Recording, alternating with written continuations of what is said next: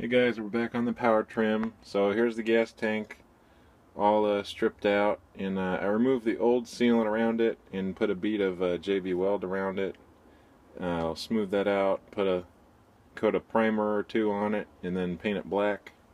And here's the blower housing.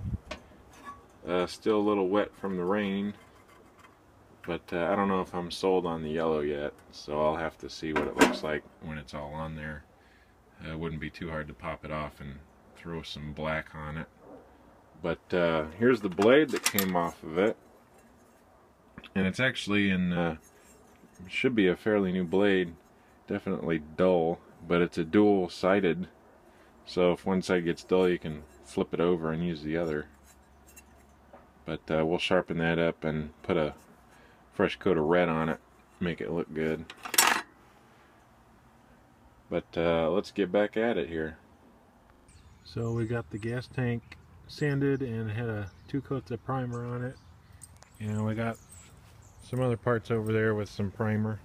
The only part I didn't really prime was the base plate for the motor mount. It was pretty much untouched, so I just put a coat of yellow on it to make everything work. But here's the motor with that yellow housing on it.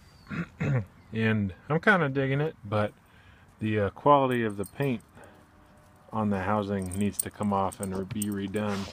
So I'm going to put that in my cooker and cook all the paint off of it, and then prime it and paint it with a nice smooth yellow, because right now it's just kind of thrown on there. So let's take this and stick it in the cooker. So while the housing's cooking out there, cleaned up the carburetor, put it back on, and made sure the choke slides in and out real nice. And then you make sure this linkage works, because it used to stick a lot, but we fixed that. And the clutch itself, they usually have a little plug on top that prevents gunk from getting in there. So out of an estate sale from the summer, they had an old clutch, and I popped out the top cap there. So we'll stick this in there and put some oil on it, because it's got a little bit of a felt that rides up against the shaft here. So we'll get on that, and then we're waiting for the flywheel to cure. We painted it black, and we'll throw that on there, and then put everything else back together again, and see if she'll start. So we got the cap back on there, put some aero coil on it, keep it nice and well lubed. And we got new air filter, new part feel. So we'll put that in. There's the part number for this one. Look, made in USA. Huh, look at that. So here's the air filter assembly painted up, nice and pretty.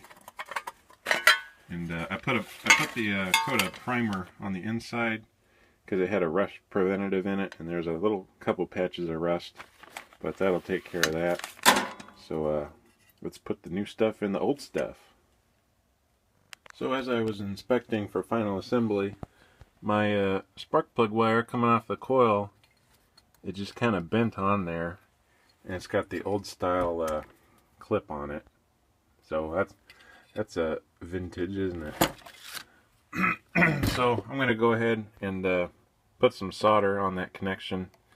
Got my solder gun out here with some flux and some solder, and just make sure that's a nice connection, because it's going to be, you know, vibrating and doing whatever it wants to do. So we'll make sure that's a reliable connection, even though this coil might go out, because it hasn't really come up to temperature yet, so the coil might be bad also. So I guess we'll find out together. Yeah, so there it is, all soldered up. So what I usually do is put a little bit of flux on it, and then make sure my iron's nice and hot, dab a little bit of solder on there, and then just kind of, you know, solder it. Can't really explain it. More like welding, but for electronic stuff. How about that? So we'll continue to assemble, and we'll get back to you. Alright, well, before I keep going, I want to make sure it still runs. So here's the clutch, and then the cover back on. I got this from that estate sale as well, but when I screwed the clutch back on, it popped my cover right out, and my other two clutches I had did not fit it, so I don't think I can really get away with putting the cover back on. So it popped the cover right off, but I think it'll be okay. So let's see if she'll put over for us. Got my electric start.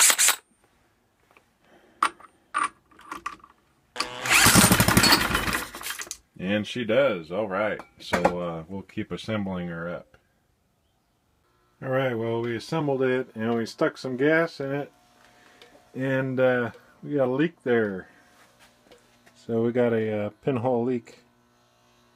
Dang it. So there goes all the paint on the bottom we just did. So I'll have to take that to work and have them weld it.